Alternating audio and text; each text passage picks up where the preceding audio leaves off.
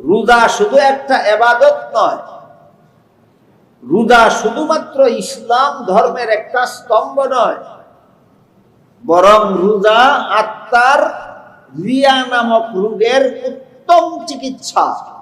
রোজা হইল রিয়া রোগের উত্তম চিকিৎসা। এবার আমরা বোঝার চেষ্টা করি যে রোজা কিভাবে রিয়ার চিকিৎসা।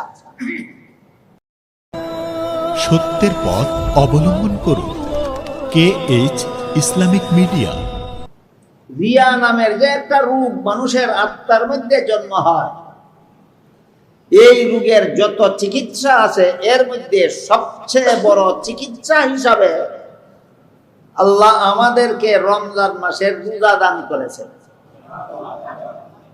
কথাটা বুঝার আগেই শুধু মনে রাখুন, রোজা শুধু একটা ইবাদত নয়, রোজা শুধুমাত্র ইসলাম ধর্মের একটা স্তম্ভ নয়, বরং রোজা আত্মার রিয়া নামক রোগের উত্তম চিকিৎসা।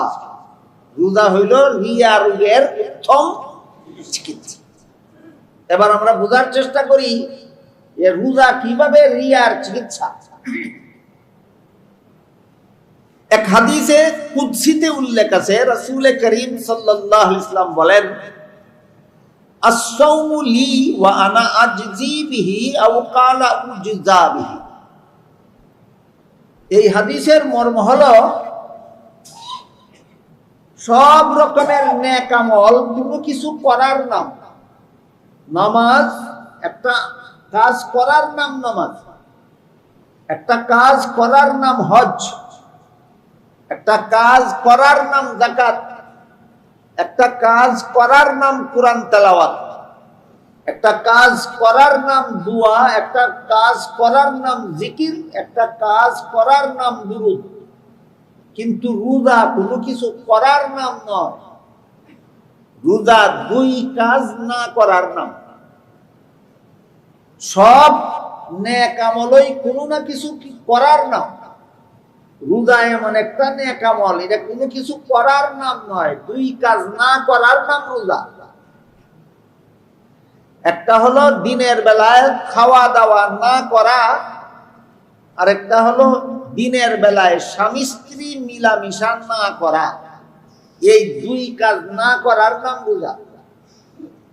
বলুন তো, নামাজ কোনো কিছু না করার নাম না একটা কিছু করার নাম? হজ কোনো কিছু না করার নাম না একটা কিছু করার নাম? যাকাত কোনো কিছু না করার নাম না একটা কিছু করার নাম? কিন্তু রোজা কিছু করার নাম রোজা নয়, দুই কাজ না করার নাম রোজা। একটা হলো দিনের বেলায় খাওয়া দাওয়া না করা, আর একটা হলো দিনের বেলায় স্বামী স্ত্রী মিলামিশা না করা। মানুষকে দেখানো যায়, রিয়া হয়, রূপ দেখানো হয়, করলে না করলে কি দেখাইব? বলুন, কোনো কিছু না করলে মানুষকে দেখানো যায় না করলে দেখানি? রোজা তো কোনো কিছু করার নাম না, রোজা তো দুই কাজ না করার নাম। এটা দেখাইবা কিভাবে? দেখানির কোনো সুবিধা নাই। এই জন্য হাদিসে কুদসিতে আল্লাহ বলেন, রোজা যেহেতু দেখানির কোনো জিনিস নাই রোজার মধ্যে, কাজেই যেই ব্যক্তি রোজা রাখে এই ব্যক্তি একমাত্র আমি আল্লাহকে সন্তুষ্ট করার জন্যই রাখি। সারাদিন খানা পিনা না করার কষ্ট স্বীকার করলো, কাউকে দেখানো যায় না। সারাদিন বিবির কাছ থেকে বিরত রইল, অথচ কাউকে বিষয়টা দেখানো যায় না। এই ত্যাগ যারা স্বীকার করলো, এখানে রিয়ার কোনো সম্ভাবনা নাই। কাজেই যারা রোজা রাখে এরা একমাত্র আমি আল্লাহকে সন্তুষ্ট করার জন্যই রাখি। এর মাধ্যমে আমরা একটা প্রশিক্ষণ নিতে পারি। কি প্রশিক্ষণ?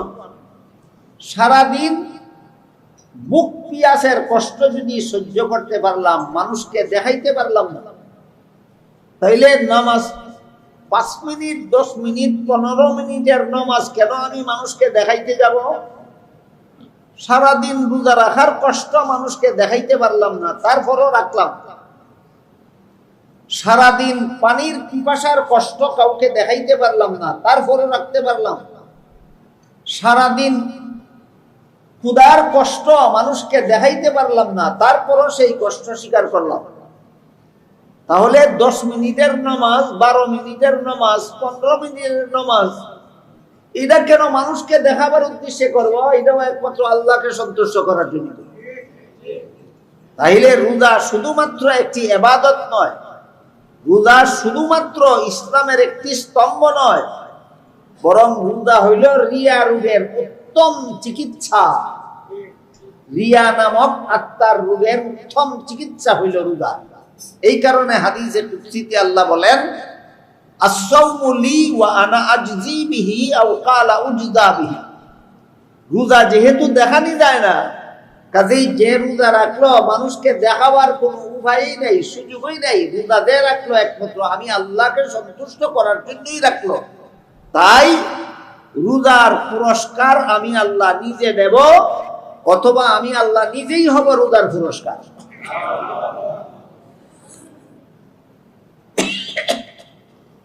এই জন্য আল্লাহ পাক রব্বুল আলামিন ইসলামের পঞ্চস্তম্ভের মধ্যে রমজান মাসের রোজাকে একটা স্তম্ভ সাব্যস্ত করে দিয়েছেন। এর মাধ্যমে আমরা যেন আত্মার মধ্যে যত রকমের রিয়া থাকে, সব রকমের রিয়াত থেকে এই রোজার মাধ্যমে যেন আত্মাটাকে পাক পবিত্র করে নিতে পারে। গেল রিয়া। আত্মার 10টা রোগের মধ্যে একটা রোগের নাম রিয়া। আর এই রোগের চিকিৎসাগুলির মধ্যে সর্বোত্তম চিকিৎসা হলো রোজা। আত্মার মধ্যে 10টা রোগ হয়, এর মধ্যে একটা রোগের নাম রিয়া। আর এই রোগের যত চিকিৎসা আছে এর মধ্যে উত্তম চিকিৎসার নাম রোজা। ঠিক তেমনি ভাবে 5 বেলার নামাজকেও আল্লাহ আত্মার আরেকটা রোগের চিকিৎসা বানাইয়া দিয়েছে। যেমন ভাবে রোজা একটা ইবাদত, রোজা ইসলাম ধর্মের স্তম্ভ, সাথে সাথে আত্মার একটা রোগের চিকিৎসা, তেমনি ভাবে নামাজ একটা ইবাদত, নামাজ ইসলামের একটা স্তম্ভ, আবার সাথে সাথে নামাজ আত্মার আরেকটা রোগের চিকিৎসা। নামাজ একটা ইবাদত, নামাজ ইসলাম ধর্মের একটা স্তম্ভ, সাথে সাথে নামাজ আত্মার একটা আরেকটা রোগের চিকিৎসা। নামাজ আত্মার যে রোগের চিকিৎসা, সেই রোগটার নাম আনানিয়াত আরবি ভাষায়। বাংলা ভাষায় এর অর্থ হইল আমিত্ব। আমি একটা কিছু, আমি বড়, আমি জ্ঞানী, আমি গুণী, আমি বুদ্ধিমান, আমি শিক্ষিত, আমি উত্তম, আমি ভালো, আমি শক্তিশালী, আমি ধন সম্পদশালী। নিজেকে একটা কিছু মনে করা, বড় মনে করা, নিজেকে গুণী মনে করা, এই মনোভাবটাকেই অহংকার বলা হয়, আমিত্ব বলা হয়। এটা আত্মার 2 নম্বর রোগ, 10টা রোগের 2 নম্বর রোগ। আত্মার এই রোগ যদি প্রাথমিক অবস্থায় থাকে, তাহলে এই রোগটাকে দীর্ঘদিনের জন্য জাহান্নামে নিয়ে যায়। অহংকার নামের যে একটা রোগ আছে আত্মার, এই রোগ যদি প্রাথমিক অবস্থায় থাকে, তাইলে এই আত্মার এই রোগটা মানুষকে দীর্ঘদিনের জন্য জাহান্নামে নিয়ে যায়।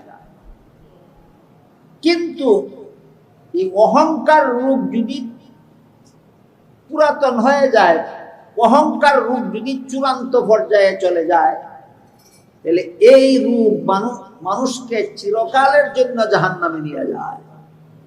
ওই জায়গায় বলছিলাম শরীরের রোগ 2 রকম। একরকম রোগের দ্বারা শরীর দুর্বল হয় কিন্তু মরতে বাধ্য হয় না, আরেক প্রকার রোগে মরণ অবধারিত হয়ে পড়ে। ঠিক তেমনি ভাবে আত্মার রোগ কোনো সময় তার ঈমান দুর্বল হয়ে যায়, আর কোনো সময় ঈমান ধ্বংস হয়ে যায়। অহংকারের প্রাথমিক পর্যায়ে যদি থাকে, তাহলে ঈমান দুর্বল হয়ে যায়, তাকে জাহান্নামী বানায়া দেয় দীর্ঘদিনের জন্য। আর অহংকার যদি চূড়ান্ত পর্যায়ে পৌঁছে, তাহলে এই আত্মার অহংকার নামের রূপটা তাকে চিরকালের জন্য বেঈমান বানাইয়া জাহান্নামে ঢুকায় দেয়।